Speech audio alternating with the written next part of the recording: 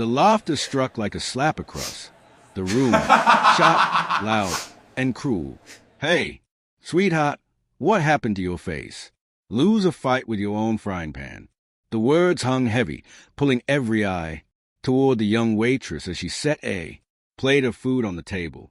Samantha did not flinch, though the blood rushed to her ears, her throat tightening. She straightened quietly as if a silence could build walls tall enough to protect. The two men at the corner booth smirked, their voices loud enough to ensure the whole cafe heard. Maybe the bacon fought back this time, one added, snorting, as though he'd said something clever.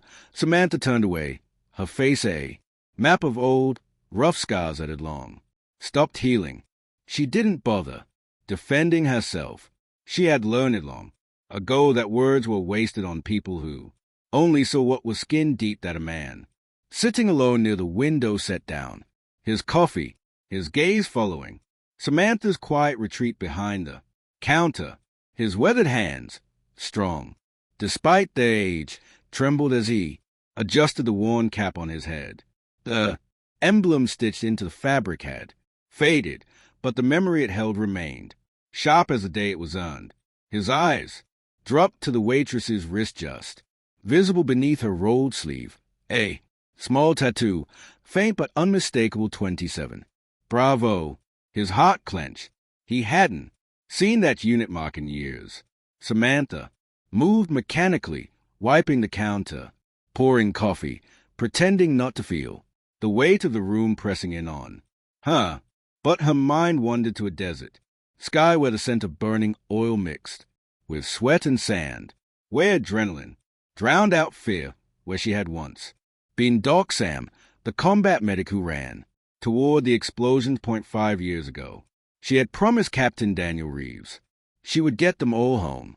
She had saved 5 that day, but one didn't make it. The one she had sworn with her blooded hands and breaking voice to never leave behind. The fire had taken him. It had taken part of her, too. Skin, her confidence, her belief that she was still worthy. The hospital sent her home with new scars and no mission. So she hid behind the clatter of dishes and the steady routine of a coffee shop where no one knew who she had once been. The old man's throat tightened. He knew the story. He had lived versions of it himself. Quiet heroes walking among strangers, their battles dismissed by those who had never heard gunfire or buried a friend. The men at the booth hadn't finished as Samantha passed.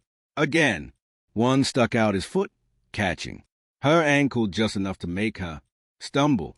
Coffee splashed onto her wrist, seeping through the fabric.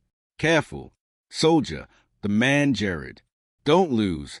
Another battle. Her chest rose with a trembling breath. Still, she did not speak. The old man reached for his phone and sent a message to a number he hadn't used in years. She's here. Minutes passed. Then the door chimed as one, then another, and then several more. People quietly entered the cafe. Some more uniforms, other civilian clothes, but they carried themselves with the unmistakable bearing of those who had served.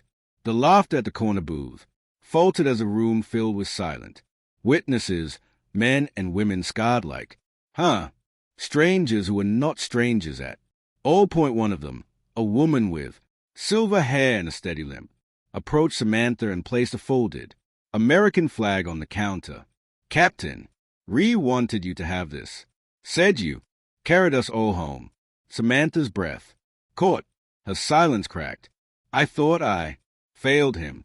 She whispered, the weight of years pressing against her chest. The old man rose, his voice firm but kind. Heroes don't have to be perfect. They just have to come home. He turned to the men at the booth, now shrinking in their seats, pale and quiet. You see scars. We see battlefield survived. You see a waitress. We see a hero who never needed your permission to be one. The men stood, their bravado gone, their words failing them as they left in hurried Shame. The veterans one by one stepped, forward placing tokens of service. Patches, coins, ribbons on the counter. In front of Samantha, without fanfare, without words, they honored her. And for the first time in years, she allowed herself to stand tall, her sleeves no longer hiding the tattoo. Some heroes wear aprons, some carry coffee pots instead of rifles, but they never stop serving. You may walk past them today, but you will carry the weight of their story forever. There are battles we never see and warriors we pass without knowing. Sometimes the strongest voices are the ones that never need to shout. Asterisk, let us know that. Backhand, index pointing right. Where are you watching from? Backhand index pointing right. Have you ever met a silent hero?